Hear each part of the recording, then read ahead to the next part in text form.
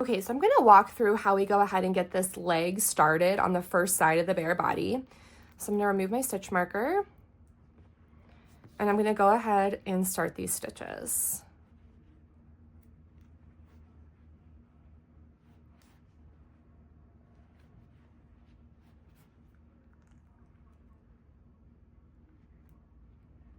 Okay.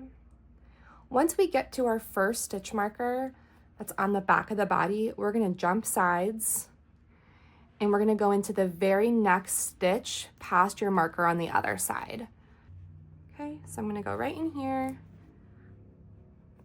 Again, skipping both of the stitches that are marked, but working in the stitch right next to it. You're then going to complete this row and the leg and the foot going down from this circle here. We'll work the second leg separately once we're done.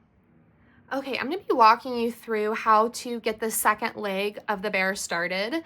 So we're gonna go ahead and get our hook put into, I'm gonna go right into the stitch that is my stitch marker, just so I can loop my yarn through and get it on the hook here.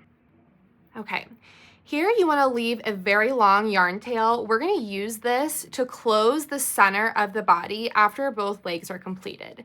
So you want that long yarn tail, you can just leave that to the side for now. You're gonna go ahead and complete your second leg, the same stitches that you used on the first leg. And you're just going into those 16 stitches on either side of these two here. As you finish up on the first row here, you're gonna wanna just make sure that you jump over to the other side, starting your second row. You're going into just that first stitch there, but again, you're skipping over both of your stitch markers.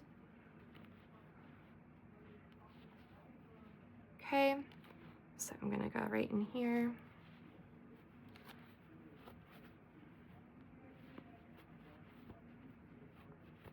And continue my leg down to the foot completing. As you finish